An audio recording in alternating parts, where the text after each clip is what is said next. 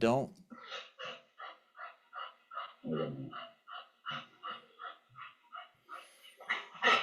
want you to think about communication as like Morse code, right? Let me unscreen share this so I can look you guys in your eyeballs when I say this. Is that you always know that it's going to be important when I do that. All communication, I want you to think about like Morse code. You only have dots and dashes. And that's everything in terms of sensory. That's not just sound. Ah, shh, come, good. Look it. Like all that stuff. Dots and dashes. Same thing for touch.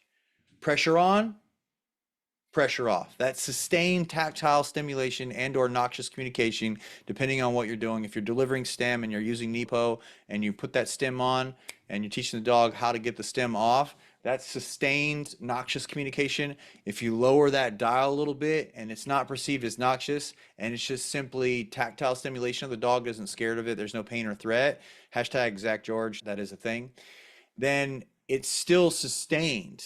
That stem is sustained versus a tick. Let's say it's a tick that the dog can tolerate, the dog isn't concerned by. You've conditioned the tick to the stem collar to mean something in the same vein that a clicker means something, right? Dots and dashes.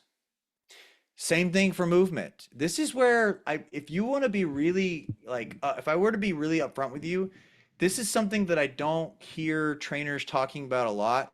When I'm talking a lot about like anticipation of reward, like when we're loading a Malinois and getting them super excited to lunge into something, and I'm capping them in sits and lunging, right? That start stop stuff that I do to help most high drive dogs regulate their energy, stimulation, sensation, emotion, whatever. The movement piece, dynamic luring, getting a dog chasing you, there's so much to that because oftentimes dogs, you want a dog pursuing things. When a dog is pursuing things, it's more natural, it's more innate, it's an animal, it's meant to pursue things. So you're speaking to really old parts of its brain and old parts of its phylogenetic information. And dog dependent with more of our high purpose dogs, higher drive dogs, you're really speaking to them when you're moving and getting them into a pursuit state. And the same thing for this pity. Movement is important. The only time I got peel offs was movement based, right? But how do you create dots and dashes in movement? Stillness and fast twitches. That's a dot.